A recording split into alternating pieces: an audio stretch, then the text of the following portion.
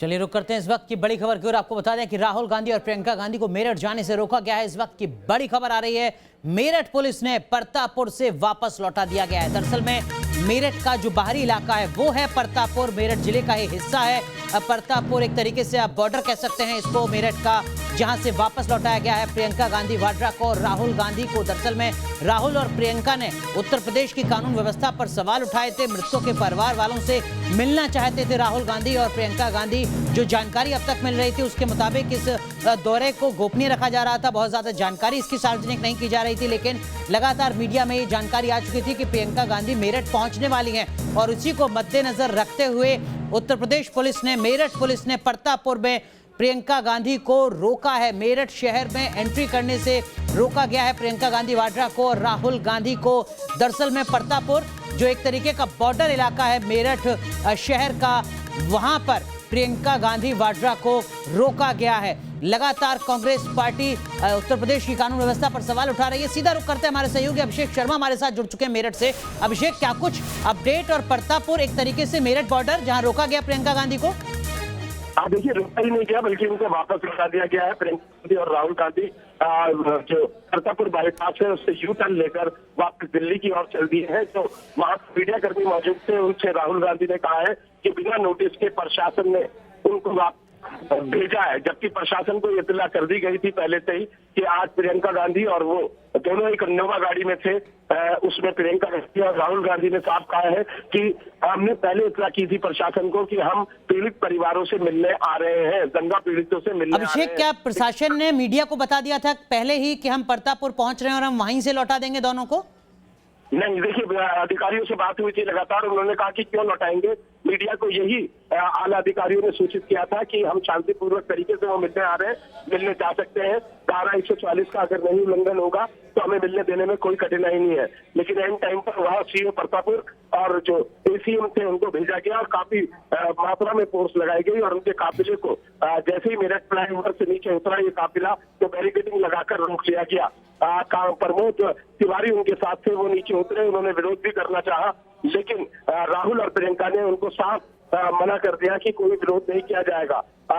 अब उस मोहल्ले में गुलजार इब्राहिम में पश्चिमी उत्तर प्रदेश के उनके नेता इमरान मसूद पीड़ित परिवारों से मिल रहे हैं और साथ में और दूसरे नेता हैं, पंकज मलिक है जो विधायक रहे हैं मुजफ्फरनगर की एक सीट से, वो भी यहाँ पर साथ में है और वो पीड़ित परिवारों से मुलाकात कर रहे हैं। यहाँ इमरान मसूद ने साफ कहा है कि कांग्रेस पीड़ितों की मदद करने के लिए आई थी, प्रशासन उन्हें रोक रहा है लेकिन उनकी मदद जारी रहेगी। एक बयान और दिया है पीड़ितों से मिलने के बाद इमरान मसूद ने कहा है कि जो गोली उपद्रवियों का नाम लेकर बताई जा रही है प्रशासन के द्वारा, वो गोली पुलिस की गोली है और इसकी न्यायिक मजिस्ट्रेट से मांग की जाएगी।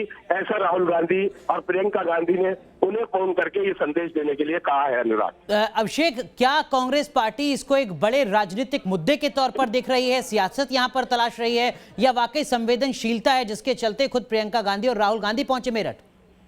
देखिए, 2 दिन पहले प्रियंका गांधी बिजनौर भी पहुंची थी और इस मुद्दे पर एनआरसी और सीएए का जो विरोध है उस पर कांग्रेस मुखर है। ये बात पूछी गई इमरान मसूद से कि क्या ये राजनीति का मौका है, तो हालांकि हर राजनीतिक दल इस बात से इनकार करेगा कि वो राजनीति नहीं कर रहे, लेकिन कांग्रेस जो उत्तर प्रदेश में अपनी स्थिति बिल्कुल खो चुकी है, जनाधार खो चुकी है, ऐसे में क्योंकि उसका मुस्लिम वोट बैंक पहले ब्राह्मण, मुस्लिम और दलित यही कांग्रेस का वोट बैंक हुआ करता था, अब कांग्रेस चाहती है कि वो फिर से इस बिल्कुल। अभिषेक, कांग्रेस को क्या कुछ फायदा होगा राजनीतिक तौर पर, खासकर पश्चिमी उत्तर प्रदेश में इन तमाम दौरों से, ये मैं आपसे समझूंगा, लेकिन तस्वीरें इस वक्त न्यूज नेशन पर हम दर्शकों को दिखा रहे हैं। देखिए जरा, यही वो कार है जो इस वक्त आप देख रहे हैं और देखिए जरा इस स्क्रीन में आप देख सकते हैं प्रियंका गांधी वाड्रा बैठी हुई हैं। बाहर उनके खड़े हुए हैं कांग्रेस पार्टी के वरिष्ठ नेता प्रमोद तिवारी जो उत्तर प्रदेश से ही आते हैं, सांसद रहे, लंबा अनुभव है कांग्रेस पार्टी में। देखिए जरा ये तस्वीरें आप देख रहे हैं, यहाँ पर प्रियंका गांधी वाड्रा आप देख सकते हैं गाड़ी में बैठी हुई हैं। पुलिस के अधिकारी जो संभवतः सीईओ हैं प्रतापपुर के, वो उनसे बात कर रहे हैं, उन्हें समझाने की कोशिश कर रहे हैं कि कृपया करके वो यहाँ से लौट जाएं, मेरठ शहर में प्रवेश ना करें। ये वो गाड़ी है और बाहर खड़े हुए हैं कांग्रेस के वरिष्ठ नेता प्रमोद तिवारी, जो जैसा हमारे सहयोगी अभिषेक हमें बता रहे थे कि दरअसल में वो पहले पुलिस के अधिकारियों से अपनी बात कह रहे थे, बहस कर रहे थे, कह रहे थे, उनसे पूछ रहे थे कि हमें अंदर शहर में क्यों नहीं जाने दिया जा रहा है, लेकिन लेकिन अब इन तस्वीरों को देखकर समझा जा सकता है कि जो पुलिस के अधिकारी हैं वो सीधा बात कर रहे हैं प्रियंका गांधी वाड्रा से और गुजारिश उन्हीं से, और उस गुजारिश का असर भी देखने को मिला है। पुलिस प्रशासन ने प्रियंका गांधी को वापस भेज दिया है दिल्ली के लिए। अभिषेक, आप बात कर रहे थे कांग्रेस की राजनीतिक संभावनाओं की। देखिए अनुराग, अगर देखा जाए जब कांग्रेस का वर्चस्व था और ये 87 के बाद से उत्तर प्रदेश में कांग्रेस पूरी तरीके से पटरी से उतर गई। लेकिन अगर हम पुरानी कांग्रेस की बात करें तो उसका जनाधार क्या था? मुस्लिम, दलित और ब्राह्मण, इसी पर आधारित थी। और एक चीज और करती थी कांग्रेस जो पिछले 2 दशक से नहीं दिखा, एक चुनाव की तैयारी, एक चुनाव खत्म होते ही जो बीजेपी अब ट्रेंड अपना रही है, चुनाव की रणनीति अपनाती है, वो कभी कांग्रेस में देखी जाती थी कि अगर आज चुनाव खत्म हुआ विधानसभा का या लोकसभा का तो अगले चुनाव की तैयारी। बिल्कुल, तो एक रणनीति के तहत कांग्रेस पार्टियां पर काम करे। लेकिन अभिषेक, एक चीज और आपसे समझना चाहूंगा, नागरिकता संशोधन कानून को लेकर जो गतिरोध है, जो घमासान है, क्या वो अभी भी देखने को मिल रहा है पश्चिमी उत्तर प्रदेश में, या अब स्थितियां सामान्य होती जा रही हैं?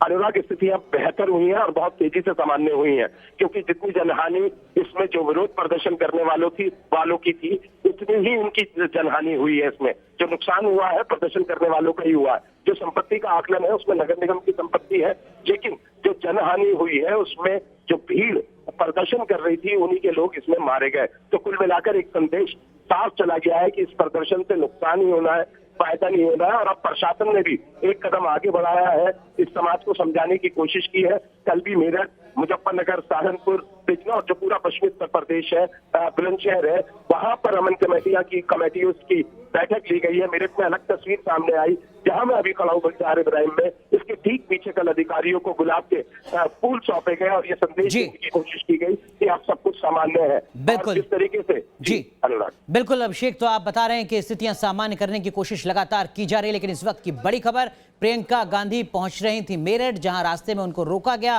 प्रतापपुर में और वापस उनको भेज दिया गया है। रुक रहे हैं यहां पर कुछ देर के लिए, तुरंत हाजिर होते हैं।